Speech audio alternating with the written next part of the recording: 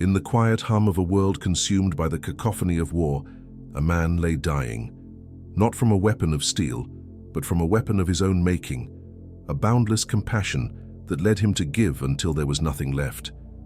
This man was Edgar Cayce, the famed sleeping prophet, a figure who had spent decades peering through the veil of the ordinary, diagnosing illnesses from 1,000 miles away and charting the destinies of nations while in a deep trance. But in his final waking moments, as his own life force ebbed away, it is said that a different kind of vision consumed him. It wasn't a prophecy of earthquakes or stock market crashes. It was a silent, desperate warning, a final, urgent message about the human soul that he saw being tragically ignored. He had spent his life helping the world, but as he departed it, he witnessed a fundamental misunderstanding, a spiritual error so profound that it overshadowed all the cataclysms he had ever foreseen. And the most chilling part is that almost no one was listening.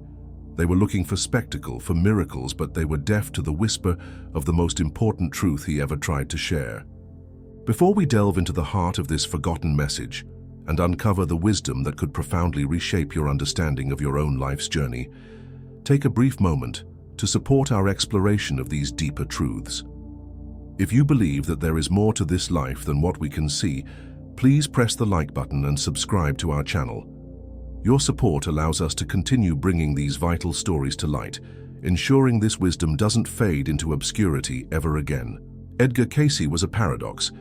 In his waking life, he was a humble, soft-spoken photographer, a devout Christian who never sought fame or fortune. Yet when he lay down, closed his eyes, and entered his self-induced slumber, he became a conduit for what he termed the information, a universal consciousness, the fabled Akashic Records where the story of every soul is written. For over 40 years, he gave thousands of readings to people from all walks of life. He would be given a name and location, and from his trance state in Virginia, he could accurately describe the physical and spiritual condition of a person in New York or London. He would prescribe intricate and often unconventional treatments involving diet, osteopathic adjustments, and esoteric remedies that left doctors of the time baffled and patients miraculously healed. His fame grew not through self-promotion, but through the sheer, undeniable proof of his results. People came to him for their bodies, but they soon discovered that Cayce's true work was with the soul. He spoke of reincarnation not as a fringe belief, but as a fundamental law of the universe, a series of earthly lifetimes designed for our spiritual growth. He saw illness not just as a physical malfunction, but as a physical manifestation of spiritual disharmony, of karmic patterns playing out across centuries. But by the end of 1944, the weight of the world's suffering had taken its toll. The number of requests for readings had exploded, driven by the anxieties of World War II. Mothers, wives, and fathers wrote to him in desperation, seeking to know the fate of their loved ones on distant battlefields. Against the advice of his own spiritual guidance, which warned him to limit his work to 2 readings a day, Cayce pushed himself, sometimes conducting 8 or 10. He was pouring his own life energy into each session, a vessel being drained faster than it could be refilled. His body began to fail. In the fall of that year, he gave a reading for himself. The information that came through was stark and clear. He had to stop, to rest, or he would not survive. But the letters kept coming, each one a story of pain and desperation. His compassion was a flood that broke through the dam of his own self-preservation. He continued his work, and as predicted, his health rapidly deteriorated. It was during this period of decline, in his final conscious weeks, that the nature of his final warning began to coalesce.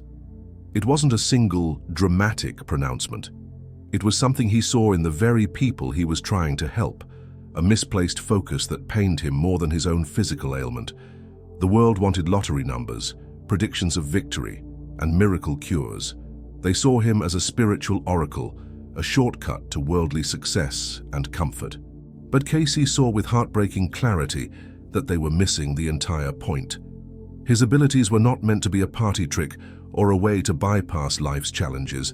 They were a signpost, a massive, blinking arrow pointing toward a deeper reality. The ultimate cure wasn't in the castor oil packs or the dietary plans he prescribed. It was in the alignment of the individual's will with the divine will. The greatest prophecy wasn't about the fate of nations, but about the glorious potential that lay dormant within every single soul. And it was this message, especially for those entering the later chapters of their lives, that became his silent, unheeded sermon. He saw that as people aged, their focus narrowed. They became consumed by the decay of the physical body, by regrets of the past, and by fear of the unknown future. They were standing at the threshold of their greatest spiritual graduation, yet they were looking backwards, fixated on the classroom they were about to leave. This was the core of his final, unspoken warning, the tragic squandering of the wisdom years. He saw that the period of life that society often dismisses as one of decline is, in fact, the most potent and crucial phase for soul development. It is the time when the distractions of career building, child rearing, and material acquisition begin to fade, leaving a precious, quiet space for the soul's voice to finally be heard. But almost no one was using this time for its intended purpose. They were fighting it, medicating it, and distracting themselves from it, treating the final act of their play as a tedious epilogue rather than the powerful climax it was meant to be. Cayce understood that the physical slowing down is a deliberate, divine mechanism designed to turn one's attention inward. It's a sacred invitation to move from doing to being. The aches and pains, the fading of youthful vigor, were not a punishment, but a call to shift one's identity from the physical body to the eternal soul that animates it. This was the first part of the message that was being ignored. People were so terrified of the vessel becoming old that they forgot they were the immortal passenger. Number 1. Embrace the spiritual purpose of aging. Cayce's readings consistently emphasized that we are spiritual beings having a human experience. The latter part of life is the final exam of that experience. It's the period where you are meant to synthesize the lessons of a lifetime. Think of your life as a grand journey, where you spent the first part gathering tools, skills, and experiences. The middle part was about using those tools to build a life, a family, a career. The final part, however, is about understanding why you gathered those tools and what you truly built. It's a time for reflection, not regret. Cayce would have urged those in their senior years to stop mourning their lost youth and start celebrating their accumulated wisdom. He would advise them to spend time in meditation, not with a goal of emptying the mind, but of filling it with higher purpose. Ask yourself not, what can I no longer do? But what do I now understand that I didn't before? He saw this period as a time for the soul to ripen before its return to the spiritual dimensions. Resisting this process, clinging desperately to the physical shell and its former abilities, was akin to a fruit refusing to ripen on the vine. It creates bitterness, fear, and spiritual stagnation. The warning was clear. Do not mistake the slowing of the body for the death of the self. It is the exact opposite. It is the self finally being given the quiet and the space to truly awaken. Number 2. Transform your mind from a recorder of the past to a creator of your present.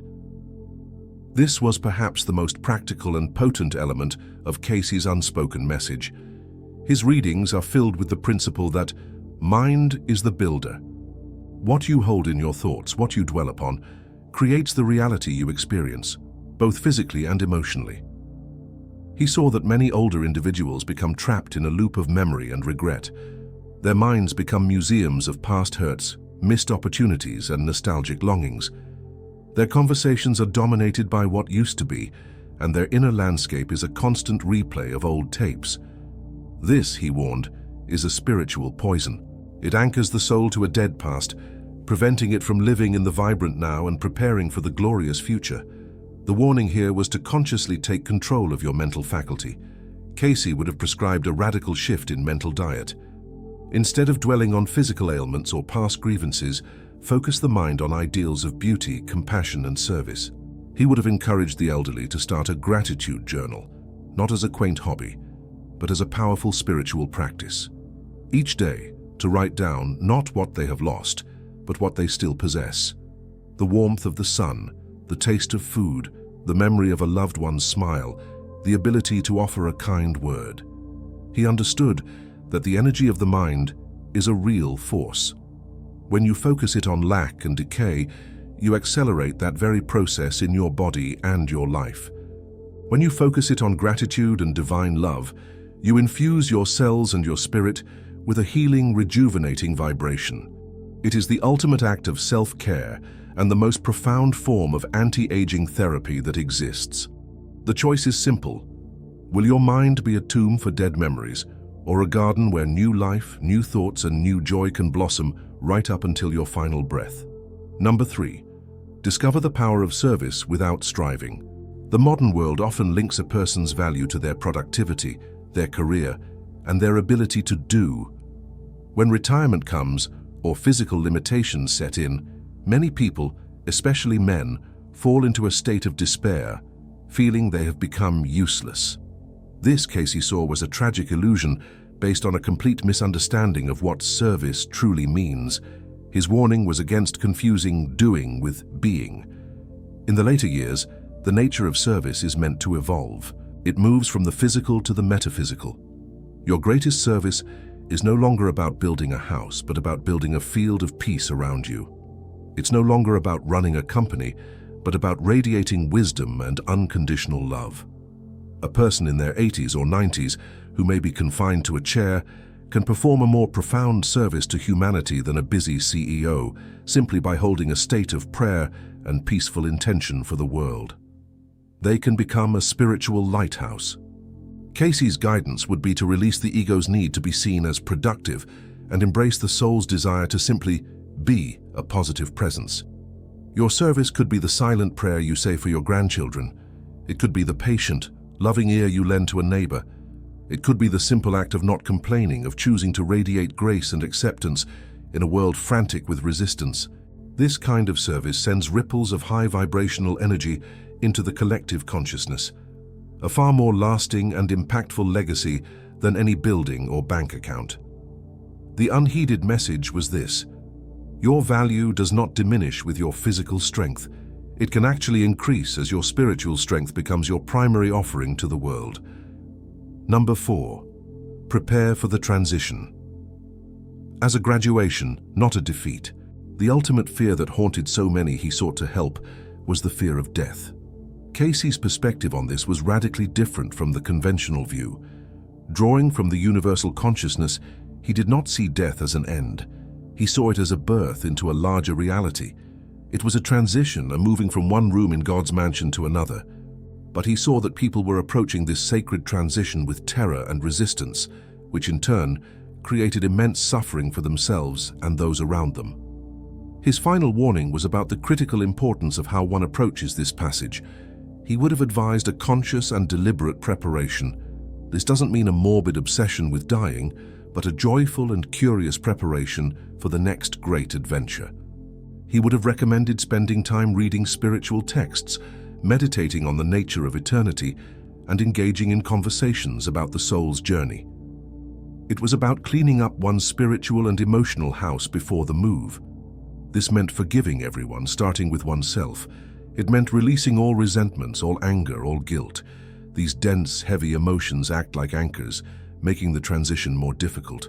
To die in a state of grace, peace, and forgiveness was, in Cayce's view, the ultimate achievement of a lifetime. He would have urged people to see their final days not as a medical battle to be won or lost, but as a sacred pilgrimage to be undertaken with dignity and awareness. The warning was stark. If you spend your final years fighting death, you miss the opportunity to embrace life eternal. Learn to let go of the shore of the known, so you can sail into the glorious ocean of the infinite. So why did no one listen? Why was this profound, life-altering wisdom overlooked? Because it was quiet. It was internal. It didn't make for sensational headlines. In a world reeling from global conflict, people wanted to know about troop movements and geopolitical shifts. In an era of burgeoning medical science, people wanted a magic pill. Cayce's final message required something far more challenging than blind belief. It required personal responsibility. It required inner work. It was easier to rub a strange oil on your body than to purify your own thoughts. It was more comforting to hear a prophecy about a future event than to face the karmic patterns of your own past. The world was looking for a savior on the outside, and Cayce, in his final days, was desperately trying to tell them that the Savior was, and always had been, within. His exhaustion was not just physical. It was the spiritual weariness of a messenger whose most vital message was being treated like background noise. He gave the world spectacular proofs of a reality beyond the five senses, hoping it would inspire them to seek that reality for themselves. Instead, many became fixated on the proofs, like a crowd marveling at a finger pointing to the moon, completely ignoring the moon itself. Edgar Cayce's physical heart stopped beating in January of 1945, but his real work, the legacy of his readings, continues to beat with a vibrant, timeless rhythm. The final warning he carried in his heart was not one of doom, but one of immense, unclaimed hope. It is a direct call to us, especially to those who have been blessed with a long life, to reimagine our purpose. It is a call to see our later years not as a waiting room for the inevitable, but as the sanctum sanctorum, the holy of holies, where the true meaning of our existence can finally be revealed. It is an invitation to become alchemists of consciousness, transforming the lead of physical aging into the gold of spiritual wisdom. The world around us may still be clamoring for spectacle, for quick fixes and external validation. But perhaps now, in the quiet of this moment, we can finally hear the whisper of the sleeping prophet. The message is simple, yet it is the key to everything. Stop fighting your life. Start living your soul's purpose. The journey doesn't end. It is only now, in the sacred twilight of your years, that you can truly begin to understand why you began it in the first place.